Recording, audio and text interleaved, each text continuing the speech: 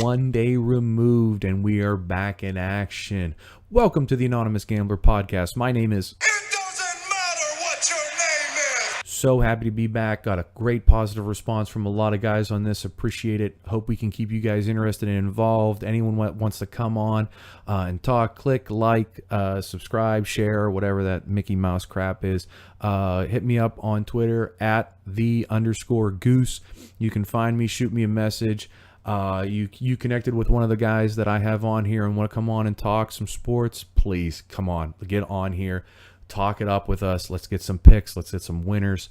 We got Janders on today. He's going over some NFL win totals this year, who he's high on, who he's low on, AFC, NFC Champion. And then he's also going to give us two good picks for week one as we get ready for Romer, the Philadelphia Homers bachelor party out there in Las Vegas, Nevada. Without further ado, let's get right into it today. The Anonymous Gambler NFL opening podcast with Janders. And now, finally, one of my favorite words is finally, we bring on Janders onto the show. Carl, how are you doing? Doing wonderful, Goose. How are you doing? This is fantastic. I didn't think we were going to catch this much traction. We were just talking before we got live here that it's a big week coming up here. We got some bachelor party action that's coming to the forefront here. Are you ready to make some moves out there on the West Coast? We're going to give it our best shot and see what happens. Hopefully, we don't leave anyone behind. I can appreciate and respect that. Everyone's got to come home safe and sound. You know, I was putting in my introduction, and I'd mentioned this, and I'm sincere in my statements that I believe you're one of the most sports savvy persons that I know. Not only just athletically, but also analytically. You think different. You're a value guy, and different than what Fermi and I were talking about last night. As far as NCAA is concerned, you know, you go through all these steps and progressions, but there's no preseason. And then, you know, all of a sudden we come into the NFL, you get 4 weeks of preseason. It's kind of hard to gauge sometimes. It gives you a little bit of a baseline. But I know from what you've told me that you're a value guy. So 2 questions. One, do you find any value in the preseason? And if not, as you start to progress into the early weeks of the NFL, where are you looking to find value? Honestly, I don't watch any preseason for the most part. I think it's a combination of, you know, a lot of guys trying to figure out their new positions on new teams, whether a rookie or a free agent coming in. And, you know, you have a lot of coach turnover. So you have different systems being, you know, put into place through practice and obviously through the first few weeks of the preseason. But everything's really vanilla, so you don't get a real good sense as to what the defenses are going to run, what the offenses are going to be like, especially on new teams. I mean, old teams, you know, where the coaching staff has been in place for a while, like New England or Pittsburgh, I guess, to a certain extent. Obviously, now they have a new coordinator. But, you know, in years past, it's been a lot of the same going into the year.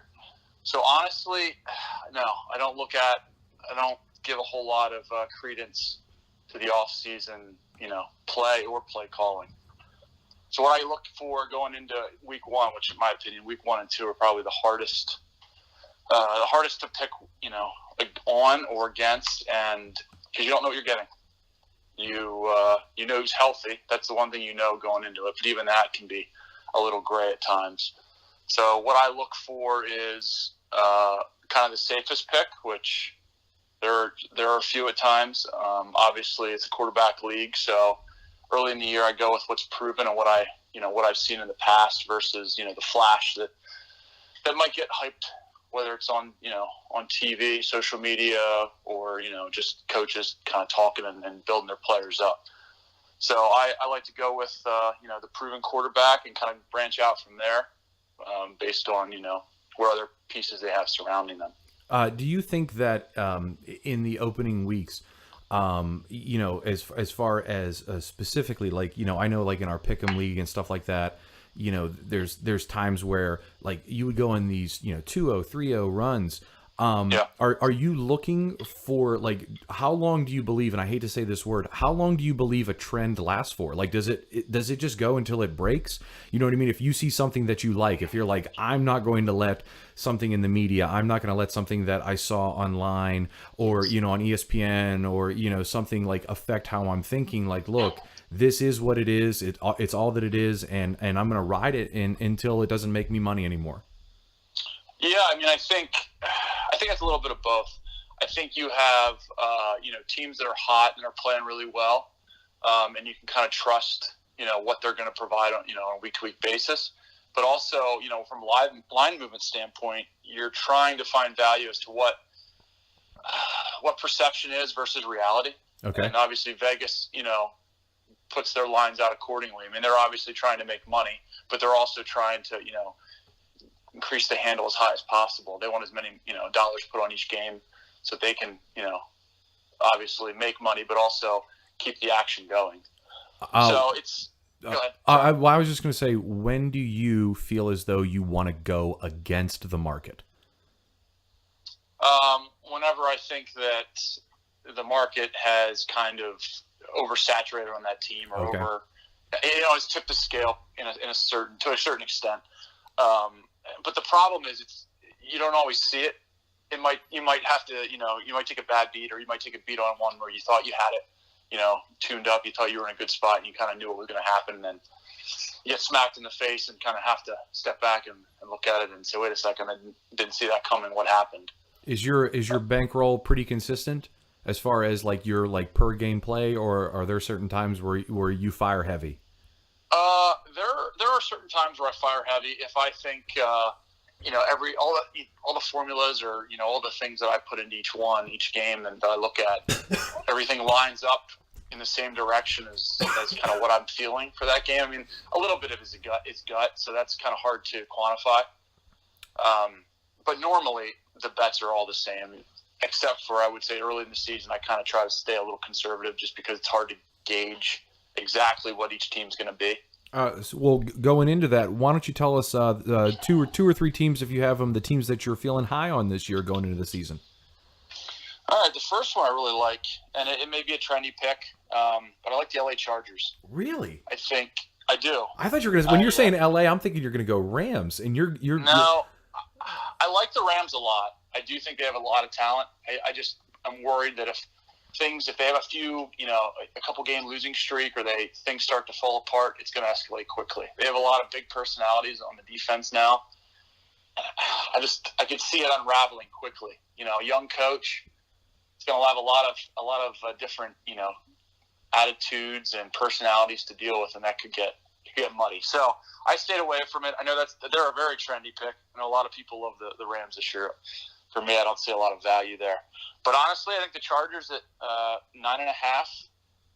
I think the over comes into play. Right. I honestly think they can win 11 games for a couple reasons. 11. Wait, did you say 11? 11, yeah. What? Go, Yep. Go, run with this. I was not expecting that. Obviously, every team needs to be healthy at the major positions. Your lines need to stay healthy, and you need your quarterback to stay healthy. So, saying all that, I think Phillip Rivers obviously is old. He's long in the tooth, kind of like his fellow Roethlisberger and Manning. But I think he still has a lot. He plays well, and I think he still plays at a pretty high level.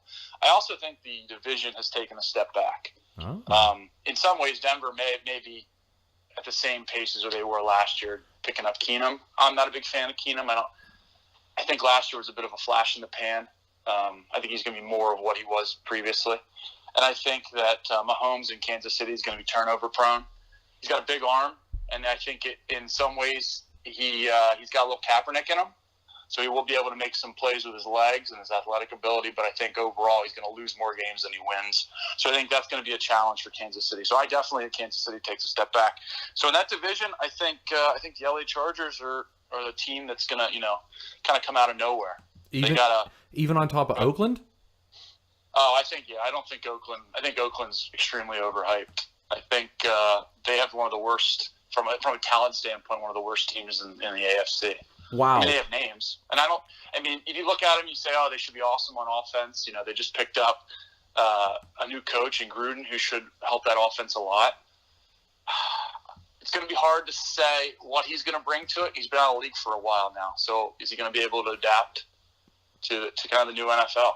And honestly, I don't think Derek Carr is is the quarterback they're making him out to be. Wow. I think he's a good quarterback. I don't think he's a great quarterback. Well, see, I saw something the other day about Phillip Rivers and how he was as far as like fantasy points wise, like numbers wise. And I know that's a totally different game, a totally different market, but Sure. He's been consistent apparently. I mean, I guess you just kind of throw him out and you don't realize that he does put up big numbers and he has been consistent. And I don't think, I mean, please correct me if I'm wrong. I'm not as up on NFL as I am NCAA, but he hasn't really suffered any major injuries in the past couple of years. I mean, maybe a little, nicks and knacks here, but other than that, nothing comes to mind. Am I right in that or wrong? I can't remember. No, you're right. He hasn't, but the weapons around him have. Melvin Gordon was kind of on and off the bench last year with nagging injuries. They lost Danny Woodhead early in the year. A couple years ago, Keenan Allen went out in the first game with an ACL. That. So they have had probably, to be honest, at their skill positions and at their corners, they've had as many injuries as maybe anyone over the last few years, and I think that's affected them negatively. I think this year going into it, they're relatively healthy. They have their one corner's a little banged up, but overall in offense, they're about as healthy as they've ever been. And I think they have a rookie out of Clemson they got last year, Mike Williams. I think he's gonna the wide receiver. Yeah, he's a wide receiver. I think he's going to be a great fit opposite of Keenan Allen. Oh, wow. So I think they're going to have two very good wide receivers on the outside that'll allow him to stretch the field, but also, it'll open up lanes for Melvin Gordon to kind of run at the pace he wants to, which should help their offense move forward. And their defense is very underrated. I mean, they're the best, from a number standpoint, they were the best red zone defense in the league last year. So I think combined, with those two factors, that they have a very good chance of, getting to that 10 or 11 win season. Unbelievable! I would not have expected that. Let's play a guessing game here. Give me the other division that you have high aspirations for, and let me see if I can pick it off the top of my head. NFC Central. NFC Central. Well, I guess it's the NFC North now. Sorry. Yeah, nice reference. I'm not gonna say it's the Vikings. I don't know if you're gonna be high on them. Let me see now. The Bears. How about the Bears? No, not the Bears. You were close. It was the Lions. You didn't mention them, but go ahead. What's your thought on them? That's interesting. I didn't want to go with the Packers, but what's your thoughts on the Lions here? So the Lions line currently is 7.5. I have the over on that as well. I think they're an 8-win team minimum, possibly 9, which they've been the last few years. A new coach coming in, and Matt Patricia. Hopefully, now he's not going to call the defense, but I think eventually, later in the season he may, only because they have another rookie coordinator that apparently has been struggling in the offseason, but obviously I haven't watched any preseason to see that. But I think that their biggest issue is their defensive side of the ball. Offensively, their offense, Jim Bob Cooter's a great coordinator. They have great wide receivers at all three spots. The running game has been awful. They haven't been able to run the ball, and that's affected, Stafford to stay upright. He struggled, with sacks and kind of keeping drives alive. So I think they brought in they got a guy from Auburn, Kenyon Johnson, yes, who I don't think has a lot of hype, except for those of us that play fantasy college football, which if you haven't tried it, it's addicting. I think you need to give it a shot. It also helps. It helps you get to know these players coming up. I mean, I would never have not known who Kenyon Johnson was, except at fantasy football. Yeah, he was the one that they kind of held him down a little bit, and Georgia did in that second game, and they were looking for him to be the kind of the quote unquote X factor, and he didn't come through, and I don't know if that hurt him. When did he get? Do you know off the top of your head when he got drafted? I don't know exact pick, but I believe he was a late first rounder. He may have been a second rounder. Don't quote me on that because I'm not exactly sure. Is LeGarrette Blount in Detroit? Is that correct? He is. He is. And I don't know how I feel about him. I think he'll help in the red zone. He's a big body. And they were horrible. Oh God, I remember taking. In the red zone. Oh my God, I remember taking them with overs last year. It was horrible. Yeah, last few years that's been their biggest struggle. I think their running game will help them this year, help offset some of those problems in the red zone. And I think, Patricia's knowledge of defense, learning under Belichick, now obviously track record being what it is with Belichick disciples, but I think Patricia will do a good job of at least improving that defense from the last few years enough that, let's say, they'll be serviceable. and allow their offense, more time on the field and more opportunities to score. So I like them at 9 wins. From what I can tell, it's a very contrarian pick. I don't see a lot of people on them. But Are they a potential playoff team or no? it's a great question. I think potentially. I think they could very possibly could be 3 teams out of that division. They have to get to 10 then. They have to get to 10. I think. I don't see. They're not going to get in with 9. Okay. And they do have, they have Green Bay, who offensively is as good as any team in the league, but how are they going to be without Jordy Nelson? I mean, Devontae Adams is a stud, but I don't think Randall Cobb is what he used to be. His foot issues have become too much of a problem. So does that make them the second or best team in the Central? Who's that? The Green North. Bay? No, Detroit. Does that make them the second or third best team if Green Bay's the best team? No, I think Minnesota's the best team. I think Minnesota didn't lose anybody on defense, and offensively, it's at worst a push at quarterback, and probably a bit of an upgrade. I think it depends on Dalvin Cook. Him going down and him having a good season, I think is very important for them. Don't sleep on Latavius Murray. I mean, they used him a good bit last year. They invested some money in him. I wouldn't be surprised if he gets a good bit of carries inside the red zone and definitely split some carries with Dalvin Cook. So, while Dalvin Cook definitely has the name and the hype, I'm not sure he's going to be the guaranteed bell cow as everyone expects. Okay, so the one thing that I've learned in playing the NFL is that my college plays I love overs, but NFL I have learned to cheer for punts, and right. So. We're looking at season win totals. Everyone's on the positive. Janders, I mean, I understand it's only 32 teams, and that's a lot. I would have never have picked these 2 teams coming out. So surprise me now with the 2 teams that you are low on and looking for unders in season win totals this season. Well, I mean, if I let you guess, and I gave you a few tidbits, as in I think this is one of the worst talented teams in the league. I don't think you'd ever pick it. That's the Seattle Seahawks. Oh, wow. I heard someone else talk about that. I want to hear go ahead. I'm interested with this here. So, defensively, everyone knows them was what they were 4 years ago. Legion of Boom, great, pretty good front line, great secondary, good linebacking core. This year, they're a shell of themselves in that regard. They lost Chancellor to retirement.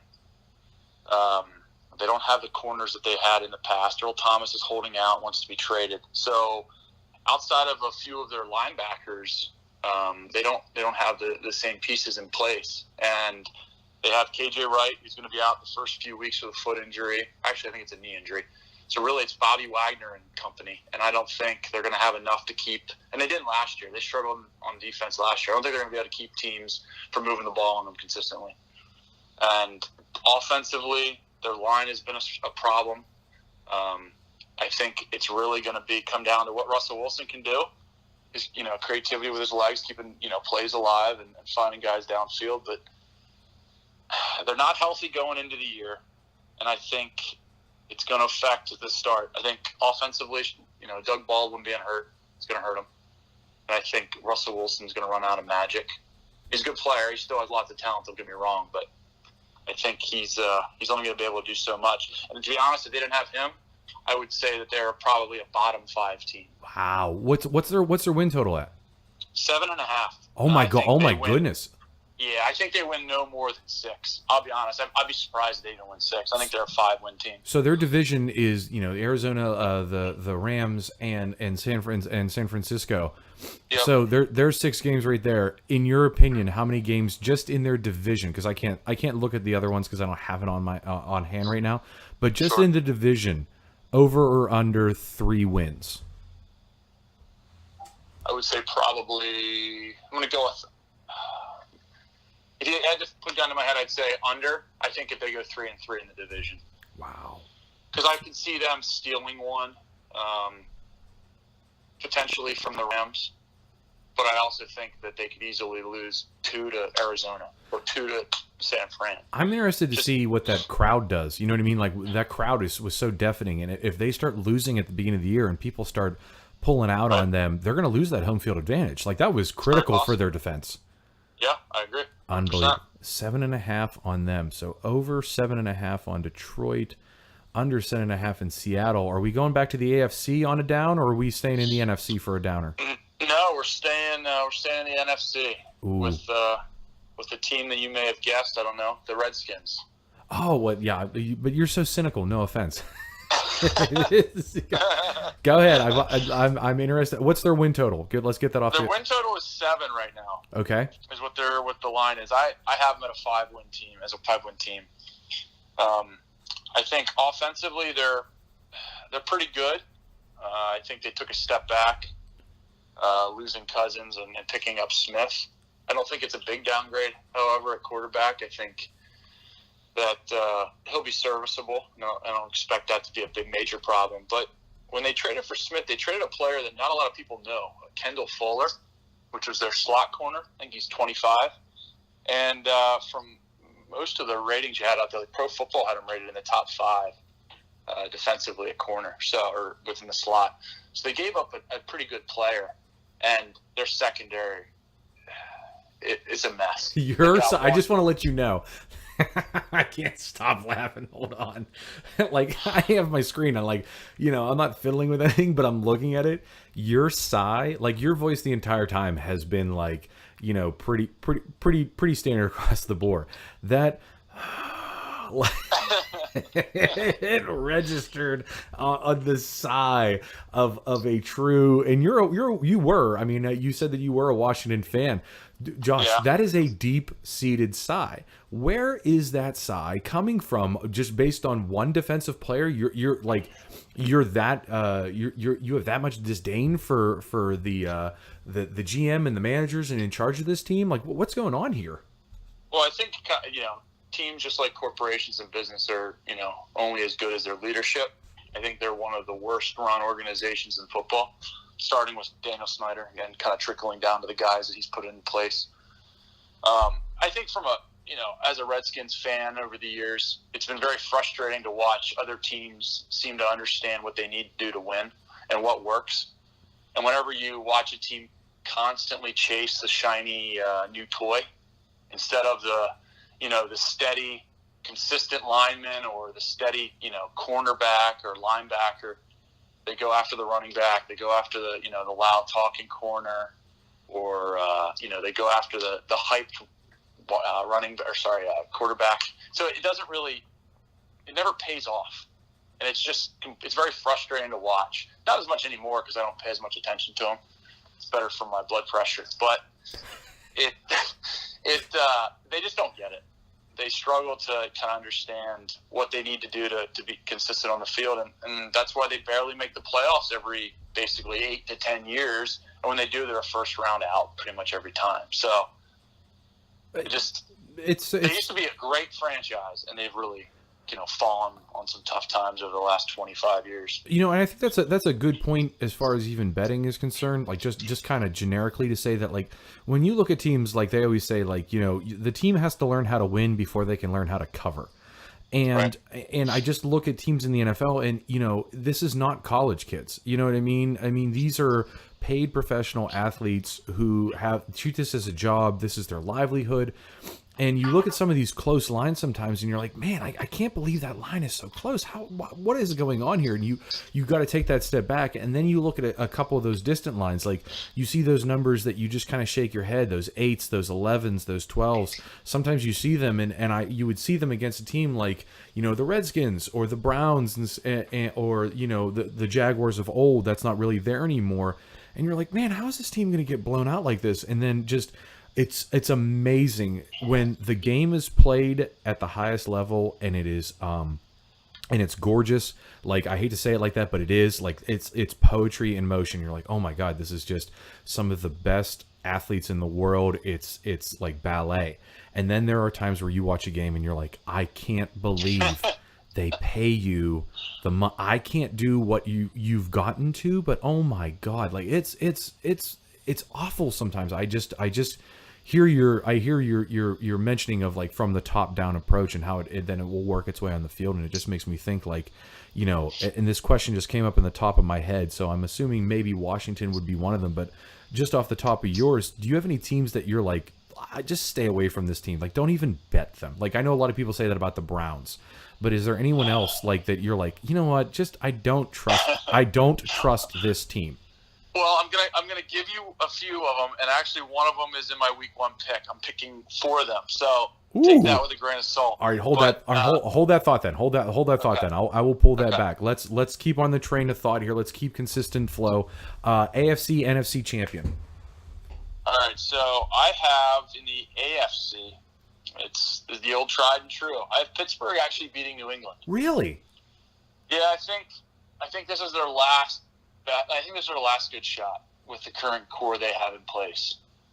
I think they have as good of a wide receiving group as they've maybe ever had. I think at running back, assuming Le'Veon comes back and he's, you know, in good shape and can handle the workload that they have for him, I think he'll be fine. And I think defensively they've done a pretty good job over the last few drafts, drafting, you know, positions of need. So I think they have, I mean, if you look at last year, they were basically a fluke call away from moving on. That's true. And then, well, they ran into the Jaguars, which they had their number last year. Yeah. I think this year Pittsburgh, you know, overcomes the ghost of New England, and I think they move on to the Super Bowl, which would put them against your NFC team, which will be Atlanta. Wow! Oh, thank God, I have Julio Jones on my fantasy team. Talk to me. What's is this? Is this the year where they put it back together after the Super Bowl fall off? Yeah, I think last year was a given that they weren't going to be able to do that after such a painful loss. It's so hard to recover. And you look at the stats and you see how many teams that lost in the Super Bowl, how many of them struggled the following year to get back to even advancing in the playoffs. So that was a natural fall off spot, but I think they have the talent. I mean, on offense and defense, I think they have the players in place. They've got the quarterback, and I think they should be up there with the top 3 teams throughout the season. I think Philadelphia may have the most talent on paper, but they got also some unknowns with can Wentz give them a full season healthy, and if not, what's that going to look like? But I think they have enough to get to that point. I think they play each other in the championship, and I have Atlanta moving on. So I have Atlanta and Pittsburgh in the Super Bowl. Nice. I won't even ask you who you're going to pick out of the two because that's pretty solid so far. We're sniffing it here, man. We're like, what is it? It's Thursday, so we're 7 days away from NFL. Yeah. You were talking about some picks and some ones that you would stay away from. You don't have to go crazy, but if you want to put any on the record here, Janders, we're more than happy to take them for sure. Okay, you talking about for week 1? Week 1. All right, week 1. Well, I'm going to go with my favorite teams of the year for the win total, the Chargers, -3. Who are they? They're going to start. They're playing Kansas City. Kansas City. So you're going with the LA Chargers. Okay, -3 at home. Nice game. That's a 4:00 game. That line hasn't moved. It's pretty much stayed stagnant. So I'm sure most of the market's going to wait to see what happens there. I can respect that because I think there is a lot of hype on Patrick Mahomes. They're coming in, but we'll see what can happen here playing at that kind of level. You got another one there. Yeah, the one team that burns me. Hopefully this game isn't one of them, but they've done it in the past. I have Cincinnati over Indy. Oh, wow. I have them at -2.5. So they're just under that dreaded 3 number. But wait a second. Are you taking Indianapolis or Cincinnati? No, I'm taking Cincy. Well, they're +3 right now. That line moved up. Oh, then I have some old numbers. I'm definitely taking them plus the points. You can take them +3. Yeah. Really? Of course. Why? Yeah, I don't. What does Indy have? Indy has a quarterback who can barely throw a real football. It's like what do they have? What do they have? Jerk? Like, just say something. Like, that's what they just. I just don't see the talent there. They have a couple good wide receivers. They have a quarterback that up until 6 weeks ago wasn't even cleared to throw. They have a defense that has no one of any name or talent, in my opinion. So it could be a trap. I mean, that for Cincinnati, for that line to move that much, it's either a lot of people jumping on luck because of the name, or they know something I don't know. Oh, man. And maybe they've all been burned by Cincy. I know I have, but I'm willing to dip my toe in the water. Week 1, I'm going to put a conservative bet out there and see what happens. I will say that I have been burned by Tampa. I refuse to ever bet on them in anything over, under, anything anymore. I'm done with them. I've thrown them out. I was talking with my other friend about the Carolina Panthers against Dallas, and he was like, "No, dude, Dallas has a super defense." I'm like, "But yeah, but their offense, like, someone's got to catch a ball. Can you name a wide receiver?" Like, he's like, Beasley. Yeah. I'm like, I just look at that team and I'm like, man, like, Carolina -3. I'm trying to pick. It's so hard. I'm just gonna hope. I mean, I don't know much about the rule changes, but I hope one of these overs just skyrockets and gets so far over what it should be, and I'll just go the total other way. I might even go like a first half under. You know what I mean? For something that's like there's just no rational way that these teams are going to put those kind of points up in the time frame that they have, unless they go to overtime, which that would be my luck. Any other final thoughts or anything else you want to add here, Janders? No, I mean, I'm excited for the season to start. I can say that with 100% certainty. It's going to be nice to watch some meaningful football for a change. I am so excited. I am planning out my head exactly what my Saturday is going to entail in 2 weeks. I won't be able to stay with you guys for the NFL. I'm going to miss that. I'm going to close you out here, and then we'll stop for a second, and then I'll continue to talk off the record here. But I just want to say, man, again, 2 days in a row, the guys come through. I can't thank you enough, man, for coming on here. I hope you can continue to do this throughout the season. I know you're going to be paying attention. Maybe even we'll talk some fantasy stuff and the whole 9 yards. But outstanding first run there, first rep there, Carl. Outstanding. Certainly enjoyed it, Goose. Appreciate you having me. And, anytime. Let me know if you need me to stop by in the future. Absolutely. Hang on here. I'll be in a second, and we're going to click out here. Thank you again there, Janders. Thank you. Appreciate it. All right, everyone. That'll do it for us here on the Anonymous Gambler podcast. We'll be back next week. Excited to get back into it again. I said it yesterday, and I'll say it again. Have a safe, happy Labor Day. Don't bet money that you don't have. And we'll be listening to you and hearing from you guys next week. All right. Talk to you later.